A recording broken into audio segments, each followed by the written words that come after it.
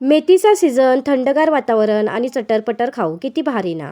आता आपण इथे मेथीपासून स्नॅक्स बनवत आहोत. तर त्यासाठी मेथी धुवून स्वच्छ कोरडी करून घ्यायची आणि त्यानंतर बारीक चिरून तेलामध्ये परतून घ्यायची. व्हिडिओ दाखवल्याप्रमाणे ती परतून घेतली, की लगेचच मग मैदा घ्यायचा. बेसिक मसाले म्हणजे तिखट, हळद, मीठ, चाट मसाला, जिरा पावडर सर्व पिठामध्ये मिक्स करायचं. मेथी मिक्स करायची, कढवलेलं तेल घालून घ्यायचं आणि छान मिक्स करून झाल्यावर पाणी ओतून पीठ मळून घ्यायचं. आता पीठ असं छान मळून घेतलं ना, 10 मिनिटं झाकून ठेवायचं म्हणजे छान भिजतं.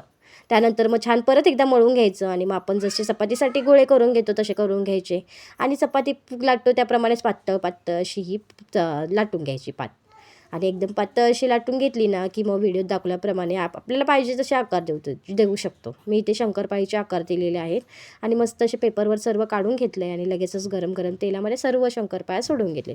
आता इथे मीडियम गॅसवर छान असे कुरकुरीत होईपर्यंत शंकरपाळ्या तळून घ्यायचे आणि मस्त आपलं मेथीचं स्नॅक्स तयार झालं. कशी वाटली मग रेसिपी?